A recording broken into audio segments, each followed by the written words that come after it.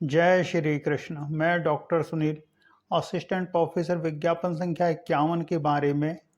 जैसा आप जानते हैं कि लिखित परीक्षा हो चुकी है और अब साक्षात्कार की प्रक्रिया बाकी है।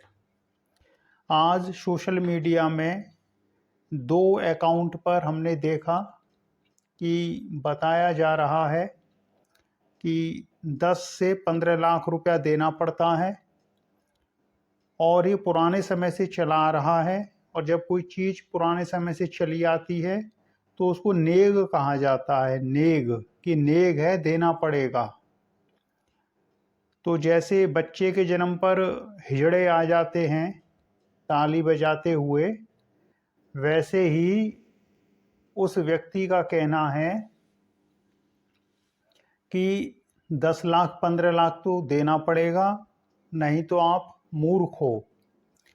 तो हमारे विचार में वो व्यक्ति दलाली कर रहा है। अब वो दलाली किसके लिए कर रहा है, ये तो जब उसे पुलिस पकड़ेगी तभी पता चलेगा कि वो ऐसा क्यों कह रहा है, उसकी जानकारी में कौन है जो रुपया लेता है।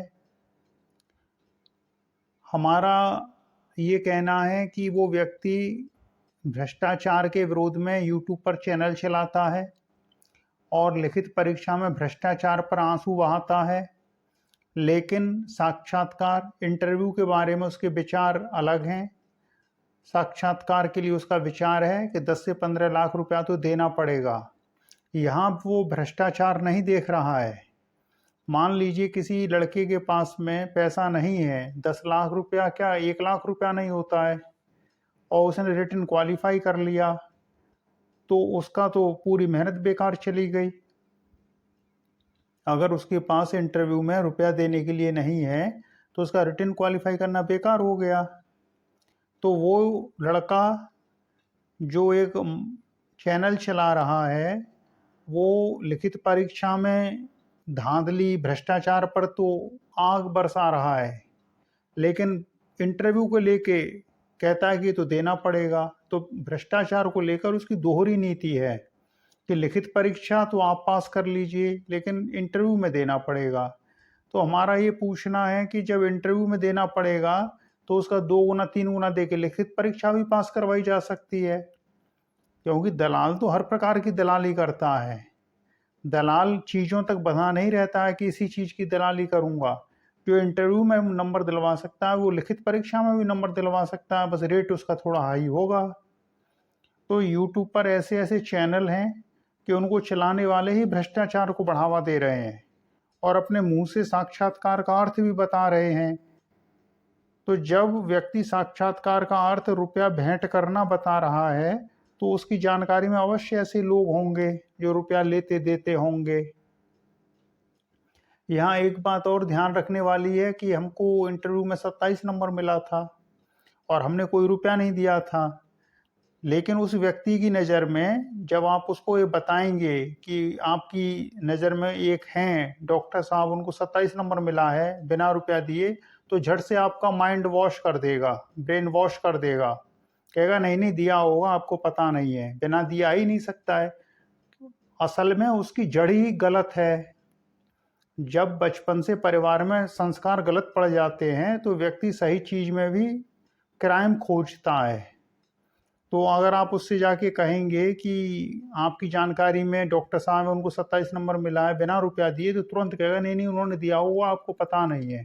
तो उस व्यक्ति ने आपका भी ब्रेन वॉश कर दिया और ऐसे ही वो सबका ब्रेन वॉश कर रहा है। ऊपर से तो भ्रष्टाचार के विरुद्ध है, लेकिन इंटरव्यू के नाम पे कहता है देना पड़ेगा। क्यों देना पड़ेगा, किसी के पास रुपया नहीं है। तो ऐसे व्यक्ति के ऊपर संज्ञान लेना चाहिए आयोग को, सरकार को, एसटीएफ को, पुलिस को। होगा अपने घर का 30 मार खा होगा, करता होगा आंदोलन। जब पुलिस का लठ पड़ता है तो बड़े बड़े गुंडे सही हो जाते हैं। तो कैसे आप कह सकते हो इस चीज़ को? न तो उसका असिस्टेंट प्रोफेसर के एग्जाम से कोई लेना देना है, न हमको लगता है उसने कभी कोई इंटरव्यू फेस किया होगा असिस्टेंट प्रोफेसर का, पीसीएस का। लेकिन बकवास इतनी करता है यूट्यूब पर कि जैसे लगता है कि पूरे आयोग को अध्यक्ष के बाद चलाने वाला यही व्यक्ति है। तो हमने उसी को ध्यान में रख के शासन के संज्ञान में हमने इस बात को लाया है कि ये आप पढ़ लीजिए कि उत्तर प्रदेश के यशस्वी मुख्यमंत्री आदरणीय श्री योगी आदित्यनाथ जी से निवेदन है कि जिस प्रकार निगरानी समिति की देखरेख में, ये निगरानी समिति का कमाल हुआ है। ये जो लड़के आउट हो गए हैं, जो ऊधम काट रहे हैं और पेपर आउट होने से बच गया, नहीं तो सादा OMR शीट जमा हो जाती। जैसे विज्ञापन संख्या 46 में 250 सादा OMR शीट अध्यक्ष जी ने पकड़ी थी। वो खेल हो नहीं पाया कि निगरानी समिति बन गई। तो वैसे ही अभी लड़के इंटरव्यू के लिए वो कर रहे हैं कि इंटरव्यू में रुपया देना पड़ेगा। अब जिसके पास नहीं है वो कहाँ से रुपया देगा? इस बात पर ये विरोध नहीं करेंगे कि भ्रष्टाचार का विरोध तो हर स्तर पर होना चाहिए, लिखित में भी होना चाहिए, इंटरव्यू में भी होना चाहिए। ये थोड़ी होता है कि लिखित में तो अपनी मेहनत से कर लो, इंटरव्यू में तो देना पड़ेगा। तो हमने उसी चीज़ को देख के एक ट्वीट किया है, कई सारे ट्वीट किए हैं कि उत्तर प्रदेश के यशस्वी मुख्यमंत्री आदरणीय श्री योगी आदित्यनाथ जी से निवेदन है कि जिस प्रकार निगरानी समिति की देखरेख में उत्तर प्रदेश शिक्षा सेवा चयन आयोग द्वारा आयोजित असिस्टेंट प्रोफेसर विज्ञापन संख्या 51 की कॉपियों का मूल्यांकन कार्य संपन्न हुआ है, उसी प्रकार निगरानी समिति की देखरेख में असिस्टेंट प्रोफेसर विज्ञापन संख्या 51 के साक्षात्कार संपन्न कराने की कृपा करें। क्योंकि सोशल मीडिया में साक्षात्कार में 10 लाख रुपए से 15 लाख रुपए चलने की बात सामने आ रही है। हमने दोनों स्क्रीनशॉट ले लिए हैं यूट्यूब के और लिंक भी ले लिए हैं उनके, जो बता रहे हैं कि रुपया देना पड़ता है। अगर साक्षात्कार में रुपए के बदले नंबर देने की समाजवादी सरकार की प्रथा का अनुकरण किया गया तो मेधावी छात्रों द्वारा लिखित परीक्षा में प्राप्त अंक व्यर्थ हो जाएंगे। सोशल मीडिया में इस बात की चर्चा है कि असिस्टेंट प्रोफेसर विज्ञापन संख्या 51 में जो 10 लाख 15 लाख रुपया देगा उसे ही अधिकतम नंबर दिए जाएंगे। यही पुराना चलन है, देना ही पड़ेगा। अतः आपसे अनुरोध है कि शासन द्वारा गठित निगरानी समिति की देखरेख में असिस्टेंट प्रोफेसर विज्ञापन संख्या 51 के साक्षात्कार संपन्न कराने की कृपा करें। मेधावी छात्र श्रीमान जी की इस महान कृपा के सदैव आभारी रहेंगे। तो जो चीज़ हमारे संज्ञान में आई हमने उसको शासन को लिख दिया, क्योंकि हमारा भ्रष्टाचार से कोई मतलब ही नहीं है। अब ऐसे लोगों को आप क्या कहेंगे? लिखित में इनका नहीं हुआ तो धांधली हो गई। इंटरव्यू के लिए रुपया जमा करके बैठे थे, अब क्या करें उस रुपए का? जगह जगह से उठाए होंगे। अब ऐसे लोगों के लिए कोई क्या कहा जाए? लिखित परीक्षा में भ्रष्टाचार हुआ तो आग बरसा रहे हैं सोशल मीडिया पे, लेकिन इंटरव्यू के लिए कहते हैं कि देना पड़ेगा। अरे 10 लाख छोड़िए, 1 लाख छोड़िए, 10,000 रुपया नहीं होता है आदमी के पास में, और उसने अपनी मेहनत से रिटन क्वालिफाई कर लिया। तो क्या इंटरव्यू में बोली लग रही है कि आओ इतने नंबर का इतने रुपए दो, इतने नंबर ले जाओ? तो जरा हमारा पूछना है कि रुपया किसको देना है? कैश देना है, डीडी देना है, यूपीआई पेमेंट करना है, आयोग के भीतर किसी को देना है या बाहर देना है, या तुमको ही देना है, तुम ही दलाल हो, तुमको ही देना है, तुम कहीं मिलोगे हमको, तब तुम हमको इंटरव्यू में नंबर दिलवाओगे? ये बड़ा नामी व्यक्ति है, यूट्यूब पे सुबह शाम वीडियो बना बना के डालता है, आयोग के बाहर भी पहुंच जाता है, शक्ल से ही बदमाश दिखाई पड़ता है, और लिख रहा है कि देना पड़ेगा रुपया तो इंटरव्यू में। तो हमारा सरकार से और एसटीएफ से निवेदन है कि जरा इसको लीजिए रडार पे, दाढ़ी मुंह सुखाड़िए इसकी पकड़ के। जो सोशल मीडिया में लिख रहा है कि रुपया देना पड़ता है, जो रुपया दे के चयनित होगा, असिस्टेंट प्रोफेसर बनेगा, वो छात्रों को भी बर्बाद करेगा। वो क्या पढ़ाएगा छात्रों को? यही कहेगा रुपया जमा करो, पढ़ के क्या करोगे? रुपया जमा करो, वैकेंसी आएगी मैं करवाऊंगा तुम्हारा।